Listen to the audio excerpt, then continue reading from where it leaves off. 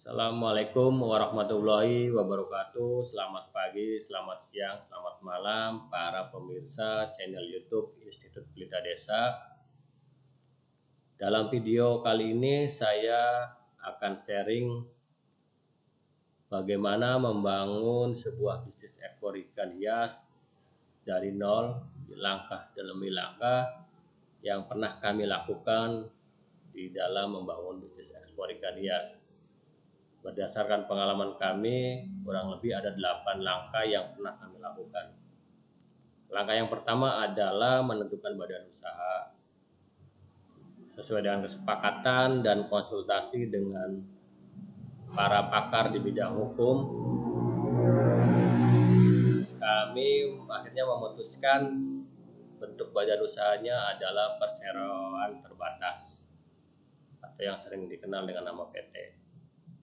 Ada beberapa badan usaha lain yang bisa jadi pilihan, misalnya ada koperasi, kemudian ada yang non berbadan hukum, ada yang perseorangan, ada persekutuan perdata, ada firma, dan ada persekutuan komaniter atau yang sering dikenal dengan nama CV.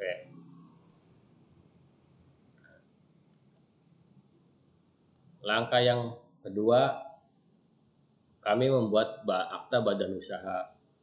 Jadi, sebelum membuat akta badan usaha sesuai dengan arahan dari notaris, kami mengecek dulu nama PT yang sudah kami sepakati, yaitu PT Mina Aquatic Nusantara di dalam web ahu.co.id. Ya, ini ada syarat-syarat yang harus dipenuhi dalam menentukan nama PT atau nama badan usaha. Itu ditulis dengan huruf Latin, belum ada yang menggunakan, tidak bertentangan dengan ketertiban umum dan aturan kesusilaan, tidak sama mirip dengan nama lembaga negara, lembaga pemerintah atau lembaga internasional kecuali seizin lembaga tersebut, tidak terdiri dari rangkaian angka atau huruf atau angka yang membentuk kata, tidak mempunyai arti sebagai PT, badan hukum atau persekutuan perdata, tidak menggunakan maksud dan tujuan serta kejadian usaha sebagai nama PT. Kemudian setelah di web ahu.co.id nama PT kami di ACC sudah tidak ada bertentangan atau lolos semua yang dipersyaratkan ini, kami para pendiri hadir langsung di depan notaris untuk menandatangani akte pendirian perusahaan. Akte pendirian perusahaan berisikan anggaran dasar dan keterangan lainnya seperti domisili, kemudian maksud dan tujuan kegiatan usaha, dan bidang usaha yang kami jalankan. Langkah yang ketiga adalah mengajukan perizinan. Perizinan yang pertama kami mengajukan di dalam portal sso.id, ini online. Itu yang namanya nomor induk perusahaan atau NIB. NIB berfungsi sebagai tanda daftar perusahaan, angka pengenal importir atau API, dan akses kepabeanan sehubungan dengan kegiatan ekspor impor. Kemudian di dalam portal sso.go.id juga kami mengajukan surat izin usaha operasional atau SIUP sesuai dengan bidang bisnis kami, yaitu ekspor ikan hias atau ekspor bidang atau bisnis di bidang perikanan. Kemudian surat izin khusus atau sertifikasi. Jadi kami mengajukan namanya CKIB. Jadi cara karantina ikan yang baik diajukan ke Badan Karantina Ikan Kementerian Kelautan dan Perikanan.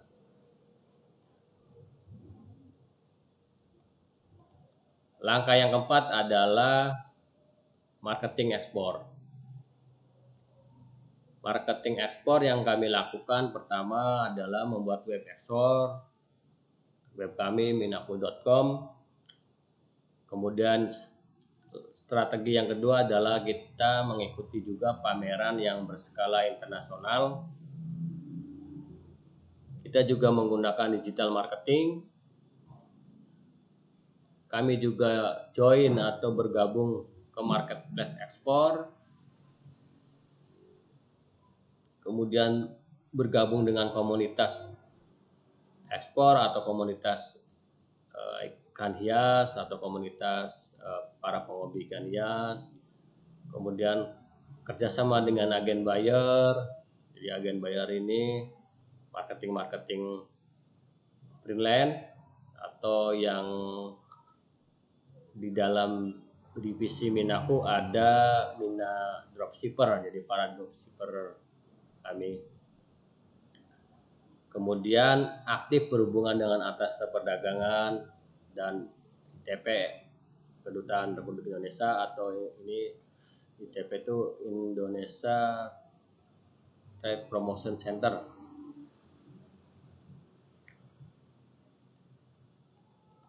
Kemudian langkah yang kelima adalah kami juga harus memahami larangan dan batasan barang ekspor. Jadi setiap produk ekspor termasuk ikan hias itu akan memiliki yang namanya HS code.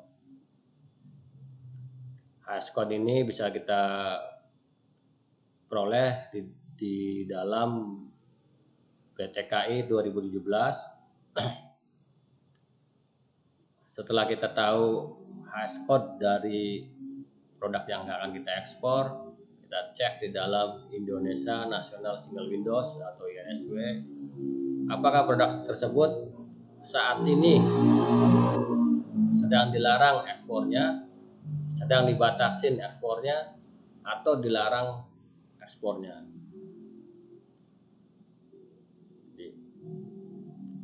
Kemudian kita juga harus memahami yang namanya Incoterm, International Commercial Term, jadi kesepakatan antara eksportir dan buyer di dalam proses ekspor.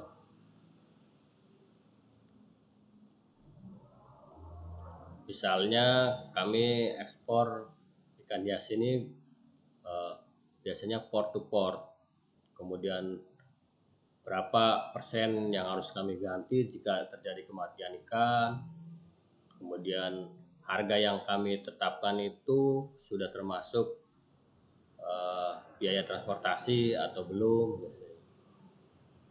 Jadi Incoterm itu kami simpelkan begitulah. Langkah yang keenam adalah proses transaksi ekspor. Proses ini kami terima misalnya sales order by email, kemudian kami cek sales order apa aja jenis ikan yang diminta, kemudian kami email balik, kirimkan invoice performa. Jika setuju harganya, mereka akan balas email lagi. Jika sudah oke, biasanya kami minta transfer Telegram atau menggunakan PayPal dengan pembayaran 100% di awal. Jadi kami tidak mau menanggung resiko, jadi tidak mau kirim barang dulu, kemudian baru transfer. Atau misalnya paling tidak ada down payment, misalnya 50%, setelah 1 minggu sebelum kirim harus sudah dilunasi. Langkah yang ketujuh adalah pengurusan dokumen ekspor. Jadi dokumen ekspor yang harus dipenuhi yaitu adalah surat muat udara atau air waybill. Jadi karena kami menggunakan udara dalam pengirimannya, kalau dalam kapal laut biasanya disebutnya dengan BL. Jadi barang yang sudah diekspor itu gampangnya itu bahwa barang tersebut sudah memperoleh tiket pesawat. seperti kita mau naik pesawat harus sudah punya tiketnya terlebih dahulu. Di pesawat apa yang digunakan, jam penerbangannya jam berapa gitu sudah harus. Kemudian kita sudah harus juga mengurus dokumen sertifikat kesehatan ikan. Ini diperoleh diajukan di karantina ikan dengan yang membawa sampel ikan yang akan diekspor, kemudian sertifikat keterangan asal, packing list, dan harga dan invoice, kemudian sertifikat CKIB. Langkah yang ke-8 adalah pemantauan barang ekspor. Jadi kita juga harus tetap memantau setelah barang itu masuk dalam pesawat, dalam kargo, dalam bea cukai atau di area kepabeanan, apakah ada kendala atau tidak. Kemudian masuk pesawatnya rute penerbangannya kemana, ke transit di negara mana, kita juga harus tahu, cek. Kemudian kita juga harus kontak dengan buyer kalau misalnya pesawatnya diperkirakan di negara tersebut nyampe jam berapa, tanggal berapa, kita kontak. Jika sudah diterima, kita minta testimoni dan orderan selanjutnya supaya ada terjadi repeat order. Terima kasih. Demikian yang bisa kami sampaikan. Atas perhatian kurang dan lebihnya saya sampaikan. Mohon maaf yang sebesar-besarnya jika ada kata-kata saya yang kurang berkenan atau ada kesalahan kata yang disengaja maupun tidak disengaja, saya mohon maaf yang sebesar-besarnya. Jadi, untuk kebutuhan training offline dan online bisa menghubungi nomor 081321832311 atau email di yonedi@minaku.com, cc.yonedi72@gmail.com. Terima kasih atas perhatiannya. Saya sampaikan wassalamualaikum warahmatullahi wabarakatuh.